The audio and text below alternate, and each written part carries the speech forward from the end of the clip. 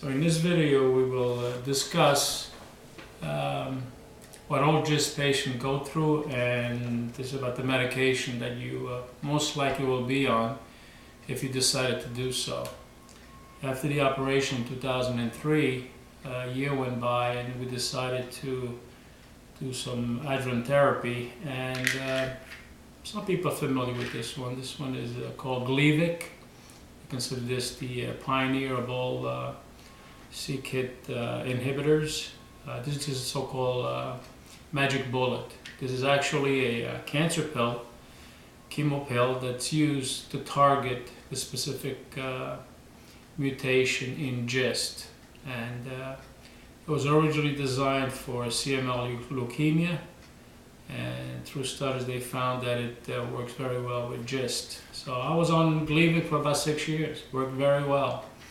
Why did we stop Gleevec? I don't know.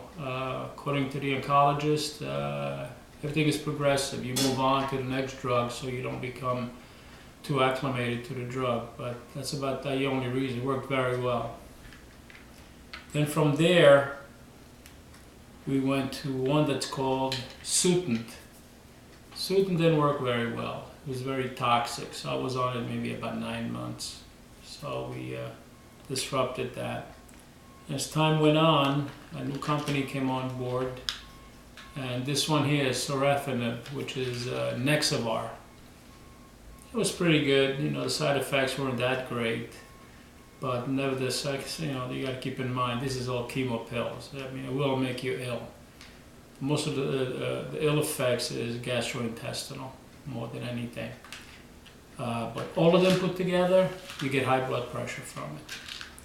And the last one that I just discontinued is called Stivarga. It came out in 2013, and Stivarga was working very well until we upped the dose to 120, and I got hepatic toxicity, and so we discontinued it. So as of now, as far as the chemo, we're on hold as to what we're going to do next. But for most individuals that have GIST and they're doing some sort of a therapy to control GIST, things happen during that time frame. For me, because of the stress and the trauma of the operation, all of a sudden I became a diabetic, and it wasn't realized until 2 years ago. So what do? Like most individuals that have diabetes, you know, you try metformin, and then of course I use the FlexPen.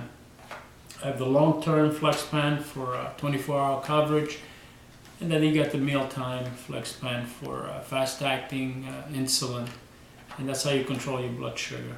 Of course, you get hypoglycemia, hyperglycemia, so you got to control all this together. So because of the operation, I became a diabetic. Because to control the chemo pill, I became an individual with high blood pressure, which I never had, so I got to control that with blood pressure medicine. And then, of course, you got your test strips to make sure your sugar is at the right level. But all in all, these are the few things that I think is worth it to make your life at least bearable. As far as painkillers, I really didn't need them. Once in a while, maybe a Tylenol, or if you're allergic to that, you could use ibuprofen. But another one that's very effective is digestive aid. Because of the operation, you may have a need of some enzyme. So that's about it. You know, besides that, you will go on with your life. You'll take this as a routine, so it doesn't impede your day. You schedule everything according to what, where, and when, and you go on from there. So the key to this is not to give up. If you're going to go this route, it's something that an individual has to decide for themselves, that you are going to do this. It is chemotherapy, but it's not an infusion chemotherapy that you have to go in the hospital every so often. This is something you could do in your home, on your time, and you can schedule how you want to do it. So far for me, 11 years, it worked for me. That doesn't mean it's going to work for everybody, but unlike back in 2003, we have more choices today of what we can do with these drugs.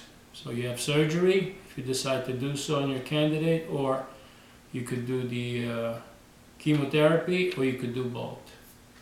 Radiation does not work for GIST, so radiation is out of the question. It's that type of cancer. So, with that said, with this episode of the drugs, who knows what they're going to come out with tomorrow. All I know is I'm probably going to go back to Gleevec. It was the safest drug of all for me. And as of next year, 2015, the patent will be expired. So a pill that's $170 a pill will go down to about maybe $7 to $10. Makes a big difference for those that cannot afford it. I get all my drugs through a mail order program, which gives you a big discount. And that's the key, because these are $20,000, $30,000 worth of medication. So you have to have insurance, and you got to go through the high volume mail order to get the discount. So that's it for that, and we'll see you in the next episode.